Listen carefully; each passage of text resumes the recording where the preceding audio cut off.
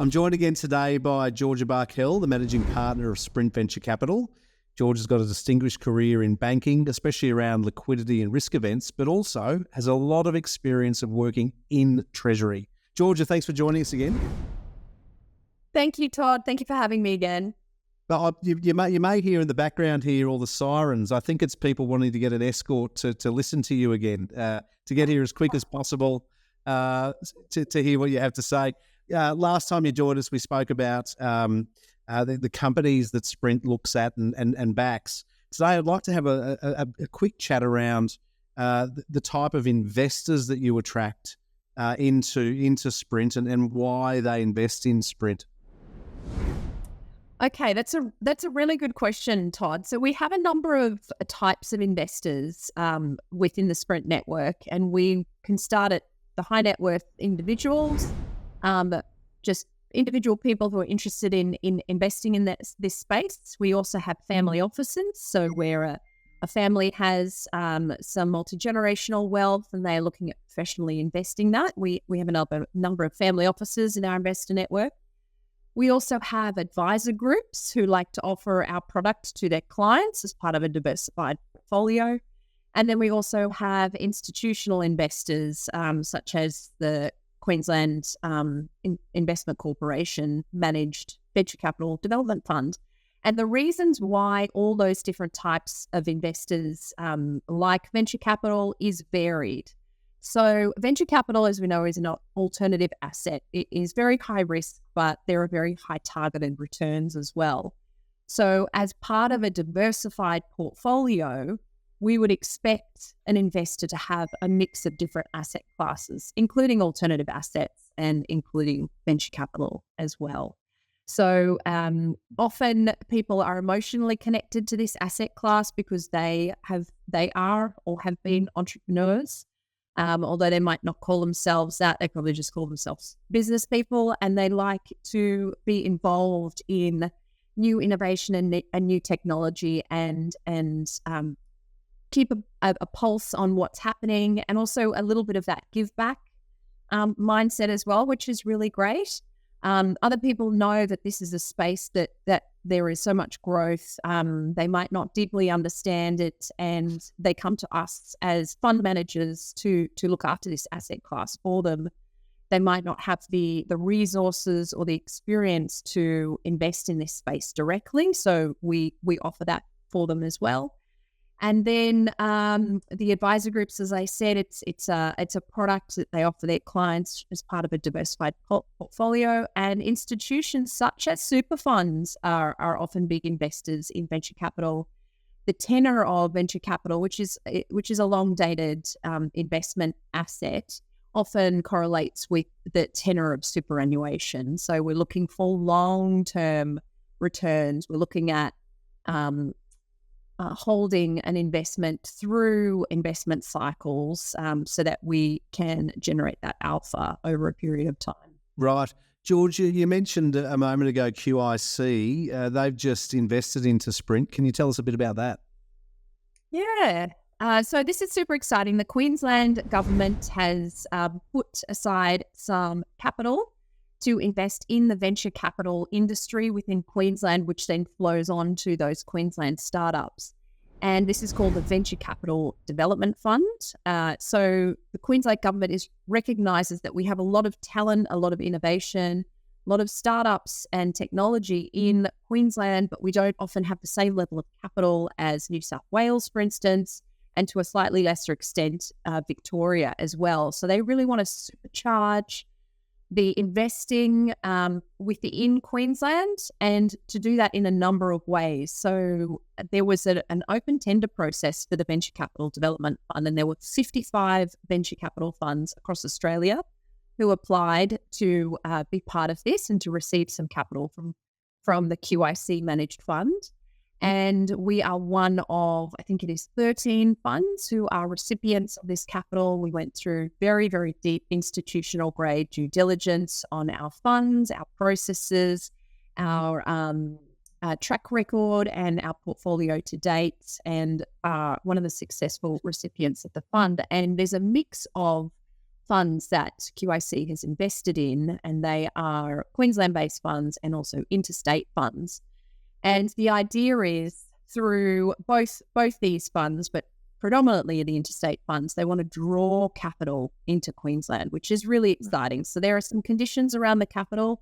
One is that we have to match the capital that QIC has given us. And for those interstate funds, often that comes from outside of Queensland, which is fabulous, and bring that into Queensland. And there is a requirement to invest 1.25 times the amount that QIC has given us into Queensland startups. So that is also ensuring that the Queensland taxpayers' money is putting back into startups based in Queensland, creating technology right in our beautiful Sunshine State, and nurturing this ecosystem, this startup ecosystem, so that we have more capital coming in, we have more incentives for startups, and we have more support, so that there's a flywheel effect, and Queensland keeps producing incredible founders and startups and technology. Wow. And look, QIC are no dummies. They've got investments all across the Indo-Pacific, including in the US.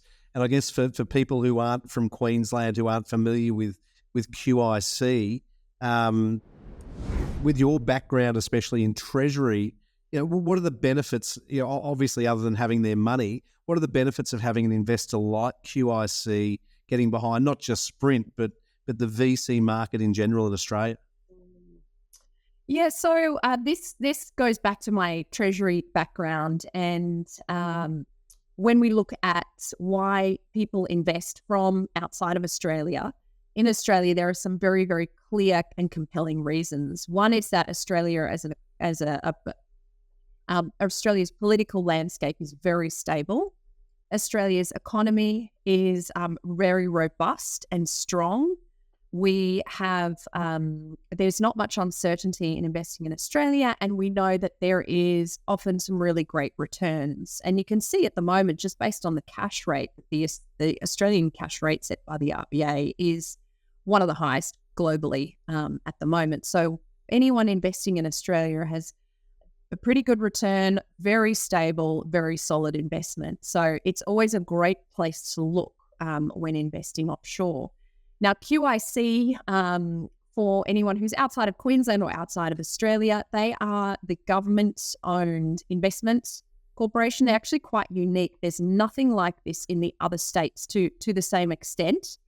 And they receive capital from the government, but they also raise external capital as well. They have, I think, something like 6 to 8 billion funds under management, which is a mix of government capital and external capital that they have raised both within Australia and offshore. So they are an incredible organisation to be running the Queensland investment strategy, and also to be managing this venture capital development fund. And as you said, they're no dummies. They are a global corporation. They have offices all over the world.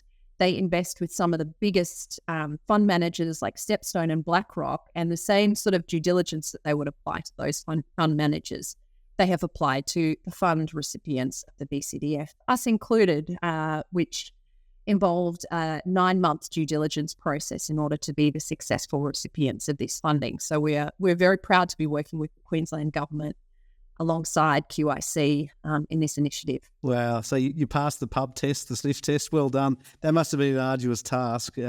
Obviously, with you and your team, having been in the roles that you've been in before, it's given you a really good, framework to be able to develop that. And QIC obviously have got great confidence in you as leaders in Sprint as well. What are some of the benefits for Australian investors, given this platforms are in place? Yeah, absolutely. So the ESVCLP for short is an amazing federal government initiative to inspire people to invest in innovation in Australia, and it offers tax benefits on the specific venture capital funds, of which Sprint offers in our third fund. And if you are an Australian tax resident, and caveated this, of course, with getting your own tax advice, basically the benefits of investing in an ESVCLP is that you get a 10% tax credit in the financial year that you pay the capital into the fund. And at the end, there are CGT-free returns. So it is a great incentive to put your capital into an ESVCLP and invest in innovation. And it comes back to the federal government really valuing the investment in innovation, which is important for our economy, and also building technology to protect our sovereign risk, and all sorts of adjacencies to that as well, agriculture and climate and health and so on. Right. And when we talk about investors and we touched on it a bit earlier, but if we talk about offshore investors, and you've mentioned the benefits of investing in Australia, what are some of the benefits for offshore investors, such as in the US and India and other organisations who have a lens and an interest on the region in Australia? What are some of the benefits for them to invest in Sprint? Well, as we know, the Australian economy has a huge amount of GDP from agriculture and also from mining and critical minerals, and those are key global macroeconomic opportunities and also problems for some other countries. So being able to invest in technology in those industries within Australia, which is a market leader in some of these areas, is a real benefit.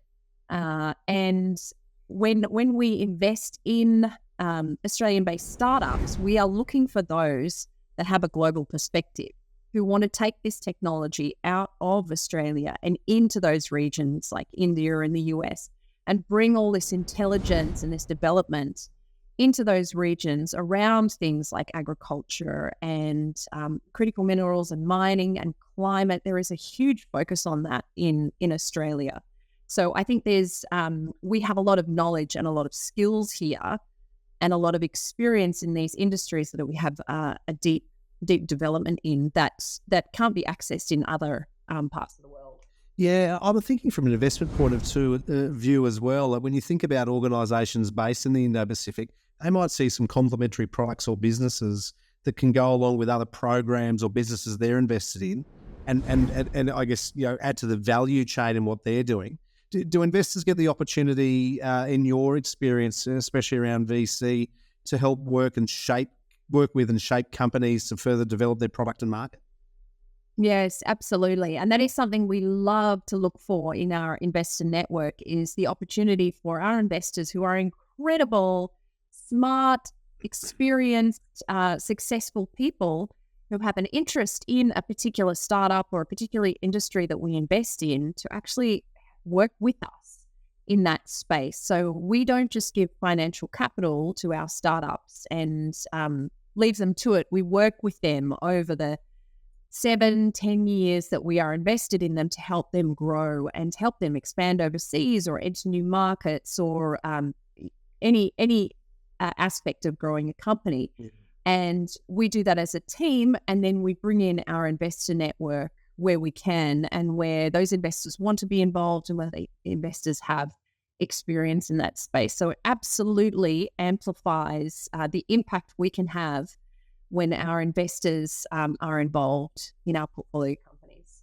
Because some of your investors and people on your advisory board have taken, especially in the health and pharmaceutical world, have grown businesses here in Australia, and they're now multinational billion-dollar companies or multi-billion-dollar companies. So, so people looking, I guess, to at how to grow their money. I guess there's that confidence that there's folk there that have done it before. Absolutely, yeah. We bring a lot of skills and experience to a founding team of a startup. We know that there is often skills gaps in a founding team, which is very, very much to be expected. You'll often find there's a technical founder, a subject matter expert, but they might not be someone who has run a business before, let alone entered a global market or grown a business from zero to $100 million. So those are the sort of skills and experience we can bring. They're the experts in their space, but we can bring the team around them to help them grow. Wonderful. Georgia, mindful of time, your insights today, I think they really do help leaders and organisations in critical industries get a better understanding of some of the mechanics that go into why investing in Australia and organisations like Sprint. I'd love to thank you for your time again. Hope you have a great weekend and look forward to catching up with you again soon. Thank you, Todd. Thank you for having me. Cheers.